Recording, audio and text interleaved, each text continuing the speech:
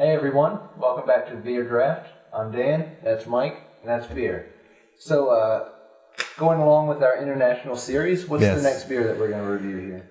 So this is from the Kiuchi Brewing Company in Japan. All right. And we've got a Hitachino strong ale here. The Hitachino Nest beer, as they call it. Now, I've seen some of these beers in the store before, but I've never actually tried it.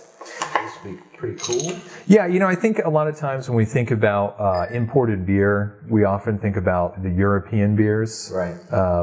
You know, your Belgians, your German beers, your British beers, Irish, but, you know, kind of going a little bit further with this Japanese beer. Now, this is actually a Belgian strong ale. Okay. So this will be interesting to see how the Japanese do it. All right. So let's take a look at that. So we should be seeing, you know, kind of the same thing that we would expect from a Belgian. Okay, yep. Slightly hazy. Yep. Light tan. Mm-hmm. Just a little bit of head to it. Let's give it a smell. Now, this one is aged in sake barrels? That's right. So that kind of is going to impart a little bit of a different flavor to it. If you know, when we're smelling it, it definitely smells like the Belgian, you know. Yeah. It's got those toasted notes, but at the same time, there's just a hint. There's something in there that, you know, smells kind of like sake. Yeah. It's not overpowering, but you can definitely tell something's different in there. All right, well, let's see if any of that comes through on the taste. All right, cheers.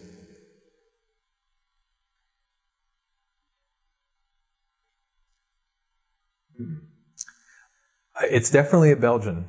I mean, it tastes like a Belgian, it smells like a Belgian. Yeah. I don't know if I'm getting the sake notes. I think for me, so that first taste was definitely similar to a Belgian, but the more that it lingers, I've got a bit of a ricey, sake aftertaste. Yeah, you're definitely getting a dry aftertaste that you kind of would with the sake. Yeah. And this is a strong ale, so what's the ABV on this? 8%. 8%. It's pretty hefty. Yeah, not too shabby. But yeah, kind of interesting to see, you know, what their take on it would be. Like I said, it's definitely following kind of the traditions of the Belgian, but we know from some of the other beers that we've tried, there is this idea of let's try aging it in different kinds of barrels. We've seen bourbon barrels, wine, whiskey, yeah, absolutely.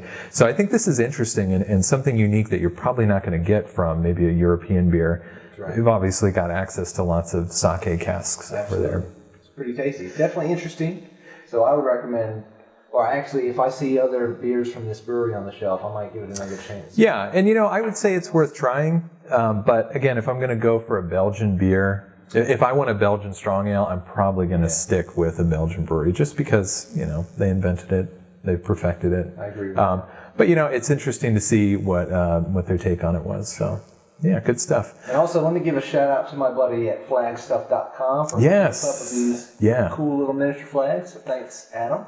Yeah, that gives just a nice little reminder of exactly where this beer is from. That's right.